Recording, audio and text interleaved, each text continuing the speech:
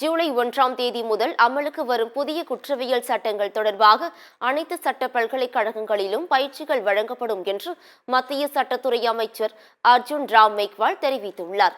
நாட்டில் நடைமுறையில் இருக்கும் இந்திய குற்றவியல் சட்டம், இந்திய குற்றவியல் நடைமுறை சட்டம், இந்திய காட்சிகள் சட்டம் என ஆகிய 3 சட்டங்களும் மாற்றாக பாரதிய நியாய சன்ஹிதா, பாரதிய நாகரிக் சுரக்ஷா சன்ஹிதா மற்றும் பாரதிய சாக்ஷியா சட்டம் ஆகிய 3 குற்றவியல் சட்டங்கள் இயற்றப்பட்டுள்ளன. நாடாளுமன்றத்தில் ஒப்புதல் பெறப்பட்ட இந்த 3 சட்டங்களும் குடியரசுத் தலைவர் திரௌபதி முர்மு ஒப்புதல் அளித்தார். இந்நிலையில் செய்தியாளர்களிடம் பேசிய மத்திய சட்டத்துறை அமைச்சர் அர்ஜுன் ராம் மேக்வால், இந்திய சட்ட ஆணையத்தின் அறிவுறுத்தல்களை மற்றும் பல்வேறு ஆலோசனைகளுக்கு பிறகு 3 புதிய குற்றவியல் சட்டங்கள் இயற்றப்பட்டுள்ளன என்றும் இவை வரும் ஜூலை 1ஆம் தேதி முதல் அமலுக்கு வர உள்ளன எனவும் தெரிவித்தார்.